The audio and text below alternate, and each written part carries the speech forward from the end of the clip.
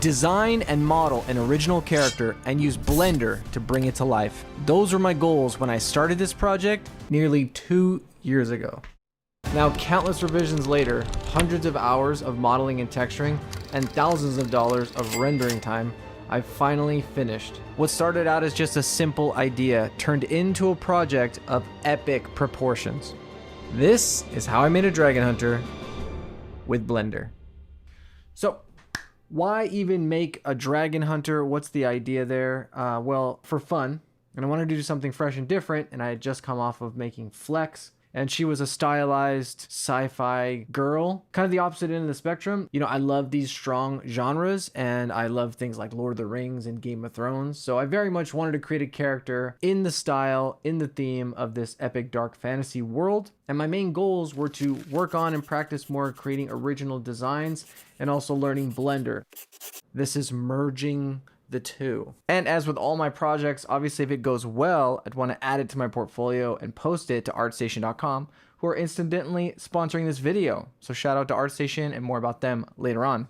In coming up with a kind of a dark fantasy world, I came up with a few character ideas that I liked, but this one seemed the most straightforward, ironically. So let's jump into the reference and I'll show you what I was thinking. So here we are in my original reference board. You can see if I go bird's eye view, some different things here. Now the ingredients were this main protagonist, let's say, and obviously the dragon and final presentation. Originally, I thought I was just going to be doing a model, like a high poly model, but I couldn't help myself. So jumping back over here, now the idea was to do this sort of protagonist character that's not this pure good, and really the kinds of characters I'm thinking about is like the Aragorn, Will Turner from Pirates of the Caribbean, obviously Jon Snow, which you can see in here.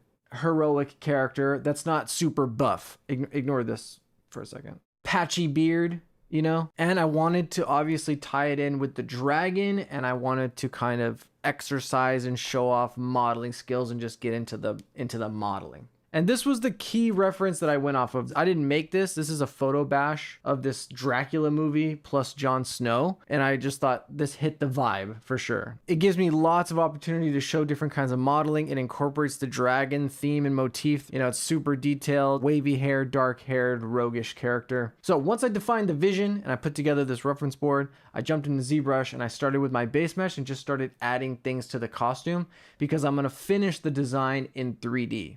So starting out this project in ZBrush with my base mesh, as I do all my character projects. When I did start this project all this time ago, I wasn't even sure if I'd be using Blender at all. But ultimately in this workflow, what I'm doing is I'm replacing Maya with Blender. So either way, I would probably be starting any kind of high poly character model in ZBrush. It is a tool that's made just for this purpose, and it's where I feel most comfortable. In the early stages, it's all about being fast and loose. I'm just ripping off pieces of the model to create costume elements, using things like this curve brush to make a belt. I know he's gonna have at least one belt, and I also know that layers is gonna be one of the main tools I have in the design. So we're starting to block out different elements of a costume that can layer together to create something that looks a little bit more complex. And even the armor themselves, I started to overlap them in kind of a scallop pattern to hopefully evoke the feeling of scales like the dragon. You can see I'm trying to add sharp points and swoops to some of the different elements of the costume. Again, to try to make things look like a dragon's wing, like dragon's claws. That's the idea. I even experimented with a couple different ideas on how to incorporate a dragon. Like one is literal as just trying to sculpt a dragon kind of shape to put it on his shoulder pad. Very much like that original concept, but I just didn't get to a point where I felt like anything was gonna work. I even tried adding the dragon to his chest, which kind of works more as like a Batman logo, and quickly deleted that. I sketched out a few designs and was really just going in circles with trying to find a way to force a connection with the dragon here somehow in the model. I gave up on a lot of those ideas and went with something more simple with just the curves and sharp, dangerous looking edges, essentially trying to boil it down to something I thought could be a motif that worked, but it really did start to lose the dragon hunter vibe. An idea I did like though was incorporating that dragon motif into his leather belt, the main one that would be holding his sword ultimately. And I thought adding sort of a dragon pattern as leather embossed work could be a cool way to add detail and story. So I used Photoshop to create this tiling texture of scales and a pattern that would tile horizontally. I could use this as a height map. which means white would be pushing up and black would be pushing down. Using the noise maker inside of ZBrush, I could apply this texture map now and actually push the vertices so I could get the embossed leather belt look in 3D.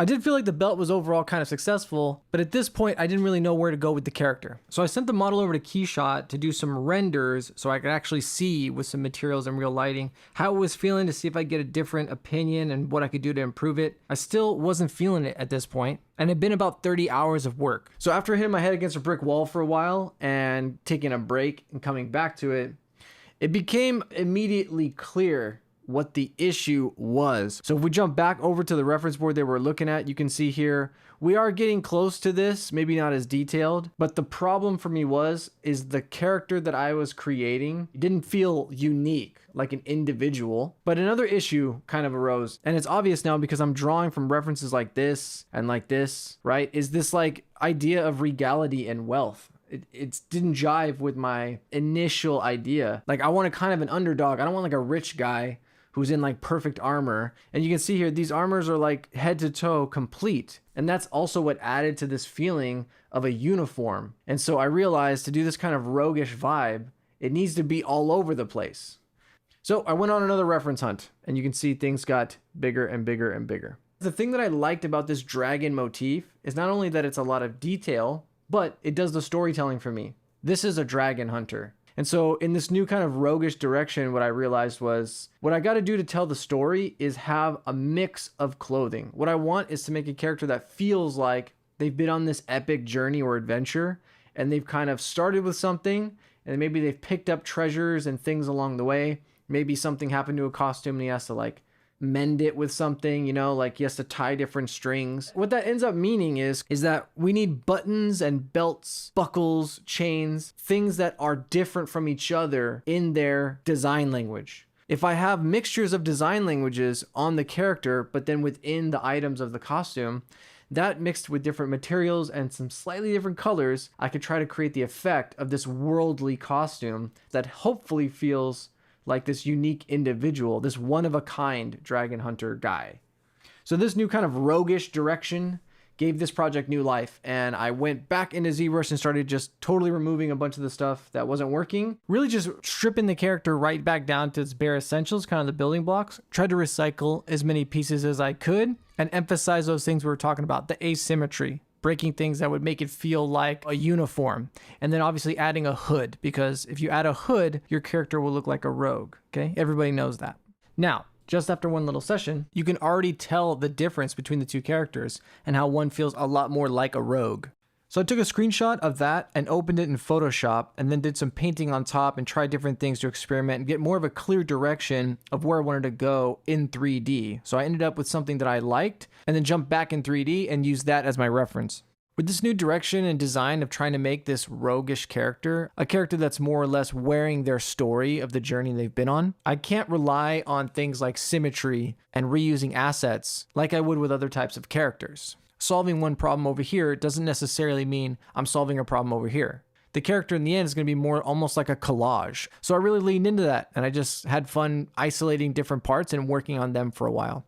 Since the leather dragon belt was probably my favorite element from the original and one of the things that lasted, I really wanted to double down on that, and I thought doing a big ass dragony belt buckle could help make this one of those standout elements, like they found it on an adventure and they're almost like treasures or things that are important to the character. So I had to figure out how to do a spicy dragon belt, so I did some sketching in Photoshop using symmetry and stuff and played around this kind of dragon eating a dragon infinite loop kind of idea. I turned that into a mask that I brought into ZBrush, which I generated some geometry from as a base to start sculpting. And I really worked it out in 3D, kind of pushing and pulling, eventually adding a scale pattern to that to get an even more micro detail, and then finally beating it up a little bit. In the end, I think it's going to be kind of a pewter kind of metal material. So just making sure that it has enough details to kind of catch and glint and feel like it's something that's high quality and very ornate.